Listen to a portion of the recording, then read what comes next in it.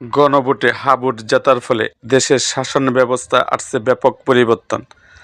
জাতীয় সংসদ হবে দ্বিকক্ষ বিশিষ্ট।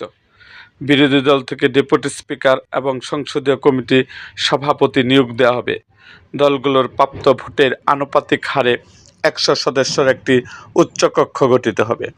সেই ধারাবাহিকতায় বিরোধী দল থেকে একজন ডেপুটি স্পিকার হবেন।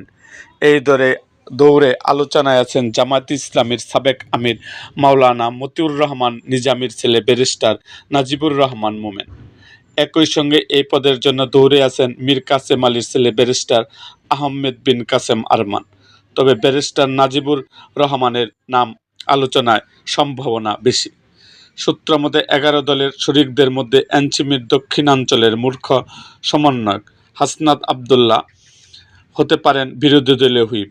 জামায়াত নির্বাচন পরিচালনা কমিটির সভাপতি মাওলানা এটিএম মাসুম বলেন, সংসদের এসব পদ নিয়ে দলের এখন পর্যন্ত কোনো সিদ্ধান্ত হয়নি। তাছাড়াও 11 দলীয় জোট টিকে রাখার স্বার্থে শরিকদের জন্য ছাড় দিতে হবে। এরকম আরও ভিডিও পেতে এবং রাজনৈতিক অঙ্গনের নানা ঘটনা ও ইতিহাস জানতে আমাদের মুক্তাগাছার ইতিহাস মিডিয়া ইউটিউব চ্যানেলটিকে সাবস্ক্রাইব করুন এবং পাশে থাকা বেল আইকনটি বাজিয়ে দিন।